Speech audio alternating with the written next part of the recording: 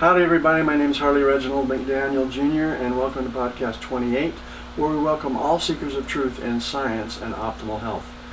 For the next several podcasts, we continue to talk about a series of published studies in the Fisher Proceedings Journals, which involve both human and sometimes animal studies, being that animals cannot experience a placebo effect.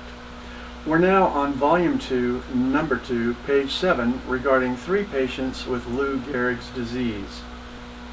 Amyothophic lateral sclerosis, or ALS. Eventually, speech, breathing, and swallowing become impaired, followed by death after diagnosis in 3 to 5 years. In this study, the first patient was a 78-year-old female with a 3-year diagnosis. At 28 days with supplementation using glyconutritionals, the patient made significant strides at weaning off their ventilator. Her lower extremity weakness extremely improved, and she was able to stand with assistance. She could raise her left hand and arm against gravity. At 60 days, the patient was able to talk around her tracheostomy and eat a regular diet. She made continued improvement in her muscle strength for approximately 15 months. Thereafter, she had generalized deterioration from ALS and other medical problems and succumbed. On a side note, I can only wonder what would have happened if she had had access to frequencies at that time, which were unavailable. Next, we have a 49-year-old diagnosed in June. In January, she began supplementation. After 6 months of supplementation, the patient was noted to have the following improvements.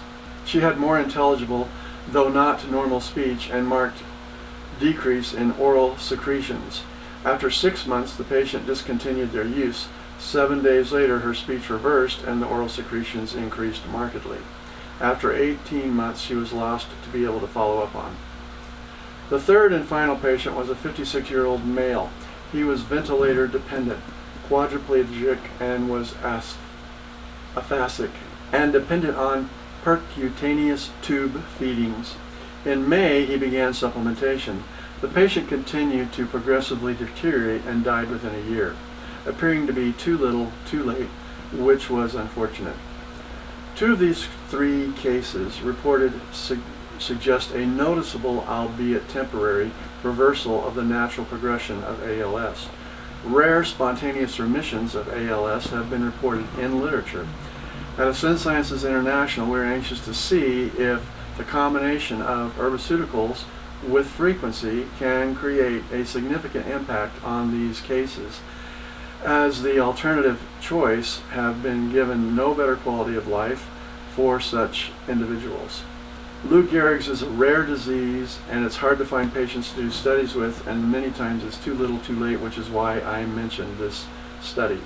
Well, we're all out of time again today, so if you want to cut to the chase, ask the person who invited you to my podcast about how to get involved with these incredible products. And I hope you will share my podcast with your friends, because I only provide scientifically proven, life-changing, and life-saving information every single time. To close, as usual, I wish to end with a Quaker parable by John Greenleaf Whittier.